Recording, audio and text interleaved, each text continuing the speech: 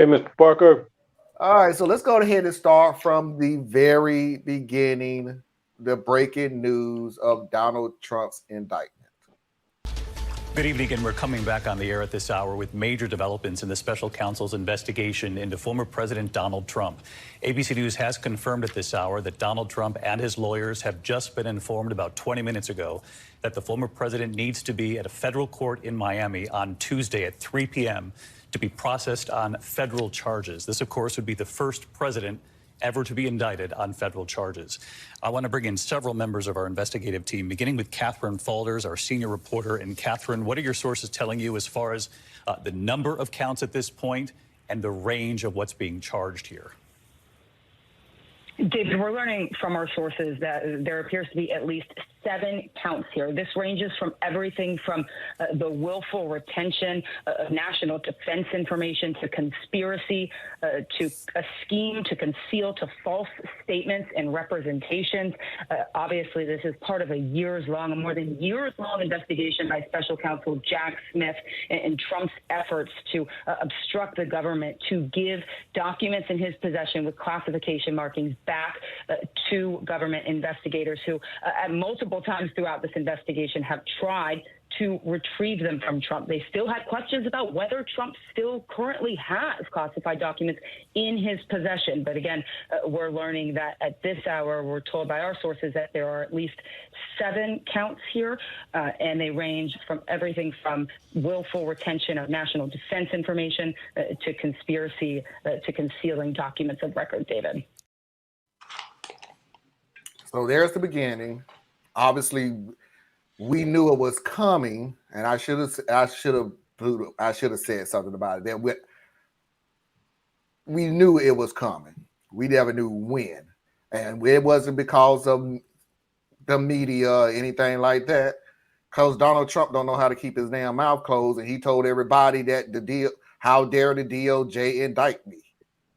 So he told everybody that he was gonna get indicted.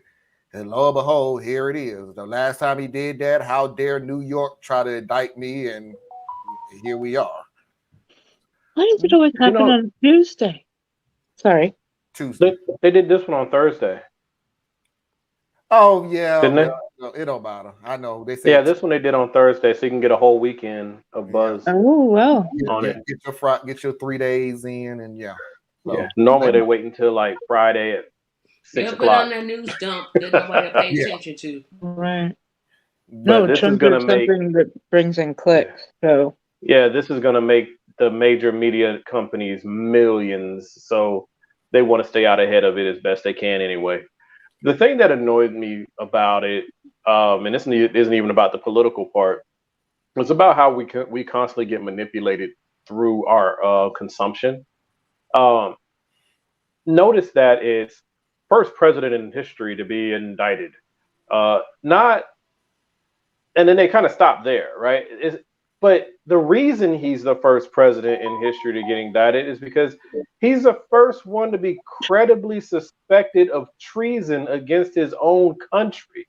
He's the first one to be prosecuted for sexual abuse. He's the first one to flaunt all of the procedures and understandings of the office in modern history. So yeah, he's the first one. But finish the sentence. Well, I think what he was saying was because he and if he said it, I wasn't paying attention to it. He should have said the first president to be charged in it. Like, yeah, of course. He should have said he's the first former president to be federally charged. Well, he said it the way he said it for a reason because he's not alone. Like all of the media scandals do it that way, right? They all do it that way because this is our new soap opera, right? The media was hurting so bad the first year and a half of Biden's presidency. They didn't have anything. Trump was being quiet. There wasn't enough stuff going on. They needed Trump. Trump is back. He's making them millions like they used to get because we are all obsessed with the soap opera. rightfully so. I mean, this is a big deal, but it's like they're just playing with us, and it's so annoying. It's like I feel like my intelligence is being insulted every time I click on one of these things. No, I'm I like, guarantee you, Well, who's every making time you it's click? something. You could just not click on it. yeah, I could. I mean, are they really manipulating the story? I mean, everything he said was a fact. But that's Like he that said, is he the did Tracy, not you're deal. missing my misspeak. point. It's not about whether what he said was true. It's about how you convey the message. You know what I'm saying? Like, But you know the just telling game, the though. truth is one thing, but you can massage things Well, what are they gonna to say? do. Former President Trump was indicted today. That's they're doing their job. This is entertaining. I like where you're going with this, Tracy. But it's like you can see. You look at this and you say, "Well, this is just how they do it." And I'm saying, yes, that this is how they do it. And I'm saying that there's a problem with how they do it. They do infotainment. They don't Well, do yeah, I mean they've been straight doing up this news. for. So, but that doesn't make it right. So I'm speaking on what aspect of it I don't like. Kind of like how Biden can do 12 things right, but if he does one thing that's not perfect, you gonna hang him out to dry and say how evil and terrible he is. It's a similar thing. We focus on the parts that irk us, and that part irks me. But that's the deal, though. We live in a society, America or where it is. I'm American, so I can only speak for America, where we always like drama, tragedy, however the negative. Let's put it all in one big bubble. Negative. You're right. You may get one sweet story. And that's why I was mad at y'all a long time ago. I done finally got over it. But that's why I was mad at Have you though? Yeah, because I was like, I can put 50,000 of these tragic little stories, and y'all will give me a good hour of talk. I put on a sweet story, and it's like, no, that's fake. No. I'm like, what? Where are we coming from where anything that's nice? We like the train wreck. Think about it. Well, we do. That's why good news doesn't sell, right? No. But at the same time, Marlon, let's just be real. The 2 times that I can think of that you put out one of your little feel good stories, they were BS, dude. I mean, they were like, you know, start him on the old lady. Nice story, nice story, but they fake. You know what I'm saying? I mean, it's cool, but well, I mean, we can't pretend that I got another nice story coming next week. So let's see if y'all beat up on that too, like y'all like to do. Yeah, I mean, we might. It's like when we're driving in the car and we see an accident. I'm going to slow down a little bit to see what's going on. I never do. None of my business. I ain't trying to help you, so I ain't going to do it. And I don't know them. Look, I never do.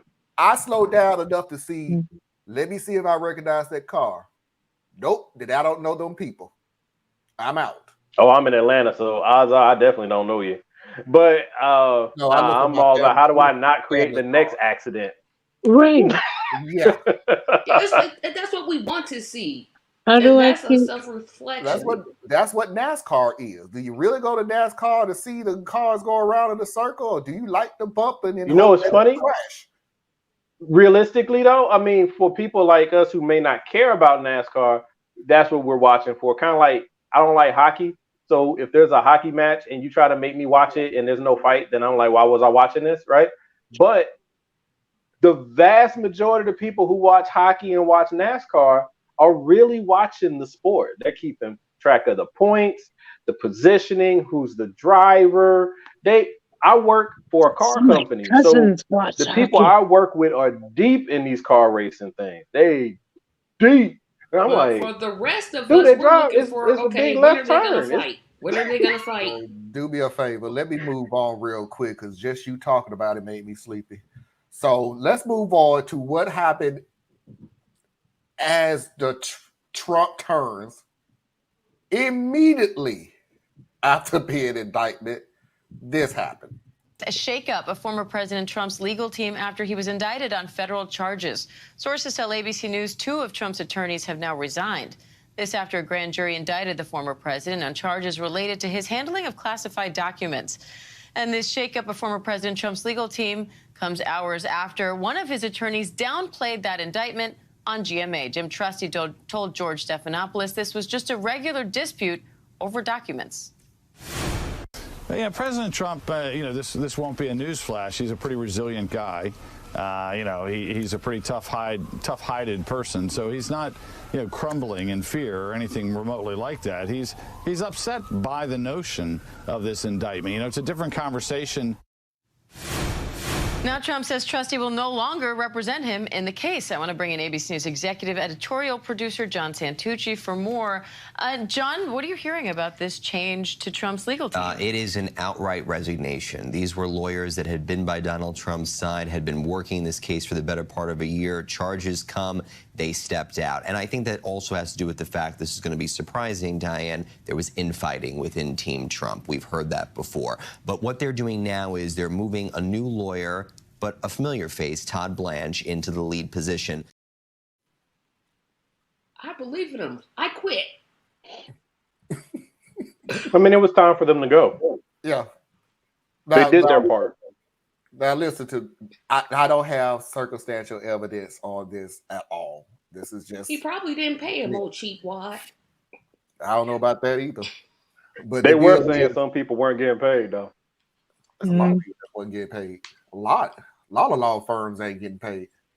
But I've always heard the whole resignation thing, and sometimes it comes from you're out of here, so either I can fire you or you can resign. Like I said, I don't have proof of this, but in corporations, they would rather just have you save face and you can resign, or I'm going towards a different route in my life, or spend more time with my family, whatever you want to use. He's a pretty resilient I guy. think they just served their time. Like, it's like these lawyers are used in teams, So you got the people who do all this work for your publicity side. You got all these people who do your paperwork stuff. You got all these people who do your courtroom stuff, and they're not always the same people. And so I'm looking at it like these were the lawyers that were doing their best to keep you from being indicted. And you went and did like the Midas brothers always say, make attorneys get attorneys. You went and put all of them in danger by lying left and right after they've signed documents. So they're like, okay, it's just time.